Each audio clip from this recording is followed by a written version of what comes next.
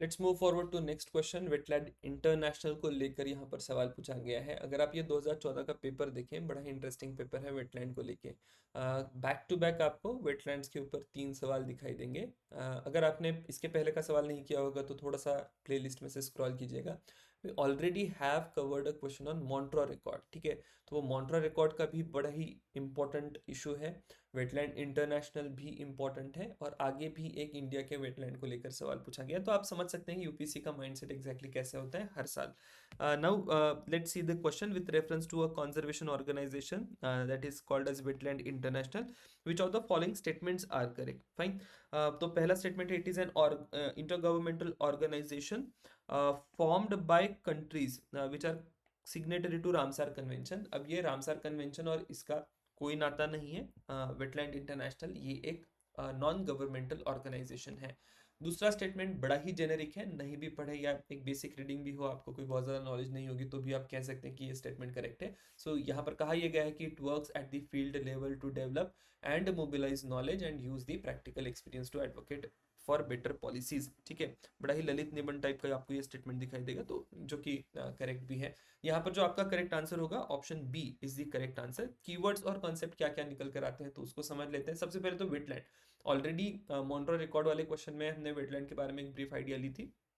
अब यहाँ पर थोड़ा सा स्पेस अवेलेबल है, तो मैंने क्या करा है कि वेटलैंड का रामसर का डिफिनेशन और वेटलैंड का इंडियन गवर्नमेंट का डिफिनेशन क्या है उसको इंक्लूड करा है। दूसरा वैल्यूएडिशन यहाँ पर करा है वेटलैंड इंटरनेशनल को लेके, समझ लेंगे कि ये वेटलैंड इंटरनेशनल एग्जैक्टली क्या है।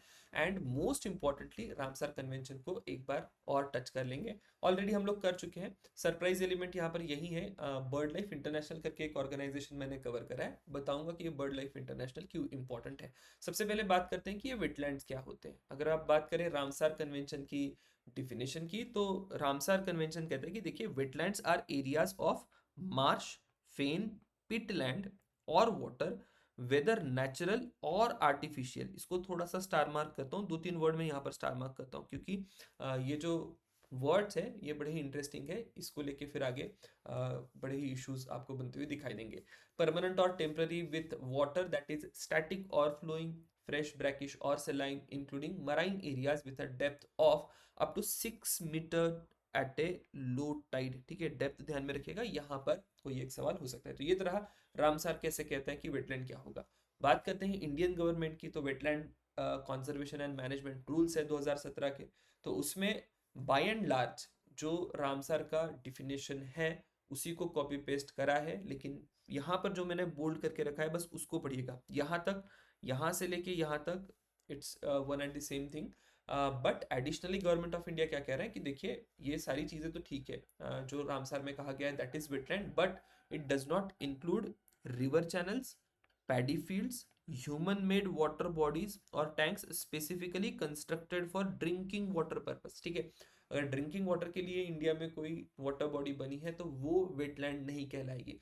Structures specifically constructed for aquaculture, salt production, recreation and irrigation purpose. तो इंडिया की जो डोमेस्टिक नीड्स है उन नीड्स को ध्यान में रखते हुए यहाँ पर आपको वेटलैंड का डिफिनेशन जो है गवर्नमेंट ऑफ इंडिया ने मॉडिफाई करते हुए आपको दिखाई देगी। So this is how you have to relate this concept की how Ramsar convention is giving you definition and how Indian government is giving you definition. बाकी फिर ये रामसार कन्वेंशन के बारे में भी ऑलरेडी हैड अ डिस्कशन, तो मैं इसमें नहीं जाऊंगा। एक बार वो जो पिछला क्वेश्चन था मॉन्ट्रियल रिकॉर्ड का उसको विजिट कर लीजिएगा, you will be in a position. वहां पर भी बताया था कि this is more about wise use, ये जो टर्म है मेंस में एक बार 2018 में शायद पूछी गई थी, एक और बार प्रीलिम्स में कभी भी पूछी जा सकती है कि वाइज यूज किस कंटेक्स्ट में हम लोग टर्म यूज करते हैं। बात करते हैं बर्ड लाइफ इंटरनेशनल की। Now you must be questioning कि ये बर्ड लाइफ इंटरनेशनल का मुद्दा यहाँ पे क्यों आ गया। तो देखिए ये जो आपके वेटलैंड्स होते हैं, wetlands are very very crucial for this birds और माइग्रेटरी बर्ड्स, ठीक है। और फिर उस कंटेक्स्ट में बर्ड लाइफ इंटरनेशनल भी बड़े पैमाने पर काम करता है। तो कोई अगर एक वेटलैंड के साथ मुझे एक और एजेंसी कनेक्ट करनी होगी जिसका यहाँ पर वेटलैंड कंजर्वेशन में इंटरेस्ट हो सकता है, तो वो बर्ड लाइफ इंटरनेशनल होगी, ठीक है। क्योंकि बर्ड्स जो माइग्रेट करेंगे या कोई भी बर्ड्स होंगे उनके लिए ये वेटलैंड्स बड़े ही इंपॉर्टेंट है।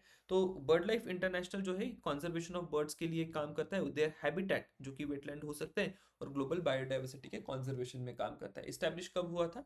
1922 में ये इस्टेब्लिश होता है, हेडक्वार्टर कैम्ब्रिज में है, 120 कंट्री से ज़्यादा में ये ऑपरेट करता है। क्या क्या की activities bird life international perform करता है. So it identifies and conserve important bird and biodiversity areas worldwide, focuses on migratory bird, flyways and critical wetland habitats.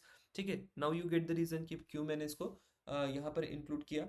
Advocates for sustainable use of ecosystem and protection of threatened species and provide scientific data on bird population and their habitats. ठीक है, तो ये रहा bird life international का role. बात करते हैं current affairs की.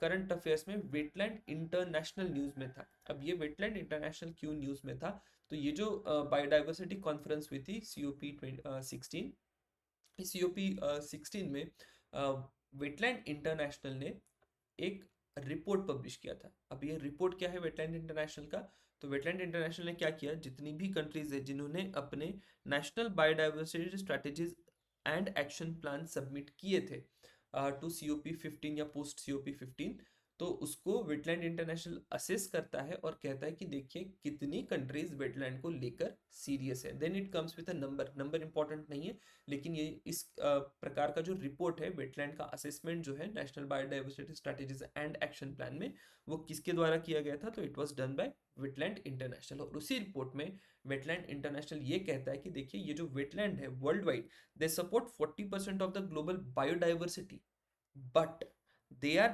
disappearing at faster than any other ecosystem. This can be again a potential question. ये जो लास्ट वाला स्टेटमेंट है यहाँ पर आपका सवाल है, पूछ लेंगे कि फॉलोइंग में से कौन सी इकोसिस्टम इट इज डिसअपियरिंग और डिप्लीटिंग एट ए फास्टेस्ट रेट, राइट. तो this type of question if asked, तो आपकी जो वेटलैंड इकोसिस्टम्स है ये सबसे तेजी से आपको डिसअपियर होते हुए दिखाई देती है. So that is from the current affairs. Similar PYQs में अगर बात करें तो यहाँ पर वेटलैंड के रोल को लेकर क्वेश्चन पूछा गया था. बहुत बेसिक क्वेश्चन आपको यहाँ पर दिखाई देगा कि जो वेटलैंड है, wetland functions as kidney. So why do we call them as kidney, क्योंकि ये जो वेटलैंड है they have ability to purify the water. ठीक है, या सॉइल में भी वो प्यूरिफाई करने का काम करता है, तो उस कारण से फिर ये किडनीज के तौर पर पूछा गया. And other than that we also have a question wetland के ऊपर. ये क्लासिक क्वेश्चन है, 2014 के पेपर में भी आपको इसी टाइप का क्वेश्चन दिखाई देगा. I will come to this question once again. अगला जब मैं एनवायरमेंट का क्वेश्चन करूंगा तो उसमें फिर से मैं 2022 की इस क्वेश्चन के ऊपर आऊंगा, क्योंकि ये जो भी वेटलैंड्स यहाँ पर डिस्कस हुए हैं उसमें से कुछ एक वेटलैंड्स ऑलरेडी आपको दिखाई देंगे कि 2014 के पेपर में पूछ लिए गए थे. ठीक है, so that is about one more kind of question जो UPSC पूछेगा वेटलैंड को लेके. Will see you in next question.